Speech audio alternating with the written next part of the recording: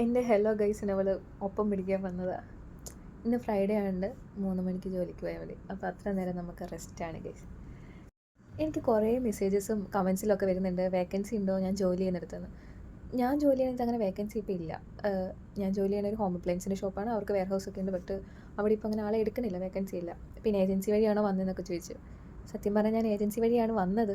പക്ഷേ ഏജൻസി തന്ന ജോലിക്കല്ല ഞാൻ നിൽക്കണത്. അവർ ഒരു ജോലിക്ക് കൊണ്ടിട്ടു അജ്മാനിലായിരുന്നത്. ഞാൻ എൻ്റെ മുമ്പത്തെ വീഡിയോയിൽ പറഞ്ഞിട്ടുണ്ട് ഞാൻ അജ്മാനിലായിരുന്നു ആദ്യം എത്തിയെന്നുള്ളത്.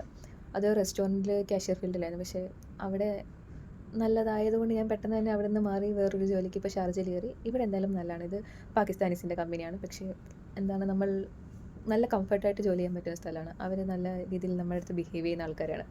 എനിക്ക് തോന്നുന്നു ഇന്ത്യ മലയാളീസിനെക്കാട്ടിലും നല്ലതായിട്ട് നമ്മളെ മനസ്സിലാക്കുക, അല്ലെങ്കിൽ നമ്മളെ ഒരു കംഫർട്ട് സോണിൽ നിർത്തി നമുക്ക് ജോലി ചെയ്യാൻ പറ്റുന്ന ഒരു ഇതിൽ നിൽക്കുന്നത് പാകിസ്ഥാനീസ് തന്നെയാണ്.